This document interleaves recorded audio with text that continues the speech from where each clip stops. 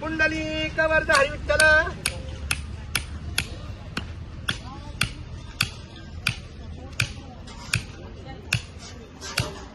जोडांचा एक तंबू सुवा झाली. रामकृष्ण हरी बोल. रामकृष्ण हरी. तुझं नाव काय? अमृता. अमृता या ताईने आमची छानपैकी व्हिडिओ शूटिंग केलेली आहे. आता एका तंबूचं 1 मिनिटाचं शूटिंग करायचं. नाही नाही तुझं नवरा नवऱ्याला इकडे बोलवा.